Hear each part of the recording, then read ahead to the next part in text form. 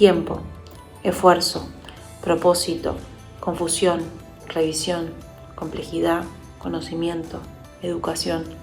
¿Cuál es el denominador común de esas palabras? Si les digo creatividad, ¿me creen? Hablar de creatividad hoy no resulta original. Creo que prácticamente de jardín de infantes se nos habla del concepto. Y para el momento en que llegamos a nuestro ámbito laboral, se debe convertir en el leitmotiv de nuestro trabajo. Y sin embargo, difícilmente nos acordamos del momento en donde nos sentamos a definir el concepto. Y entonces, si no sabemos qué significa, ¿cómo sabemos si estamos personificando el concepto o no? ¿Dónde está esa rúbrica que nos permite entender si podemos ser creativos o no? La materia del know-how de la conciencia creativa es un espacio para desmistificar el concepto de la creatividad. Es un recorrido donde la clave implica deconstruir todo aquello que creemos que sabemos del concepto, para después encontrar una definición que nos permita incorporar el concepto desde una conciencia mucho más crítica. Entender cómo definimos la creatividad es el primer paso para poder entender si podemos personificarlo. Personalmente, el punto de partida para mí, cuando empecé a formarme en este campo, era definir a la creatividad como pensar fuera de la caja.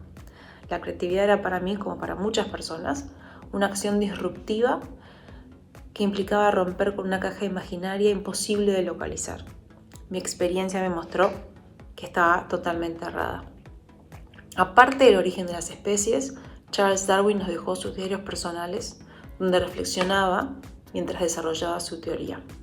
Un psicólogo llamado Howard Gruber dedicó 10 años de su vida para poder entender estos diarios. Los highlights que surgieron de su estudio sobre la creatividad lo llegaron a entender que pensar toma tiempo, que cambiar la forma en que pensamos no ocurre de repente, sino de a pasos incrementales, y que se van cambiando pequeñas partes o aspectos de nuestro pensamiento para luego pensar de otra manera. Y que muchas veces podemos llegar a tener la respuesta enfrente nuestro antes de poder reconocerla. Entonces, pasando en limpio, la creatividad implica un trabajo sostenido en el tiempo que responde a un propósito. El proceso pone a luz la importancia del conocimiento y los errores que cometemos para llegar a una respuesta nueva e imposible de predecir al principio del proceso. Como punto de partida, el curso plantea que la creatividad es justamente todo lo contrario a pensar fuera de una caja.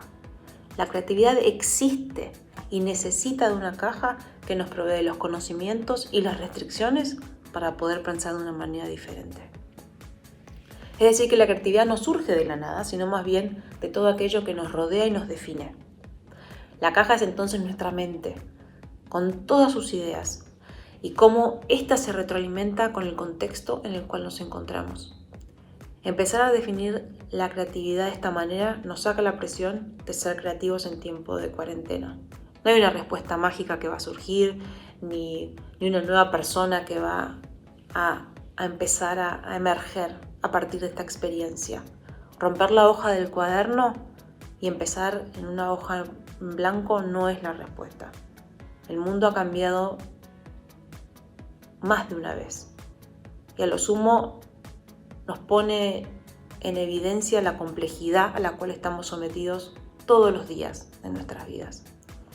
Entonces, quizás la respuesta se encuentra en este famoso hashtag Quédate en casa. Si entendemos por ello que la respuesta a ser creativos y a reinterpretar nuestra vida parte de esta necesidad de quedarnos dentro de la caja.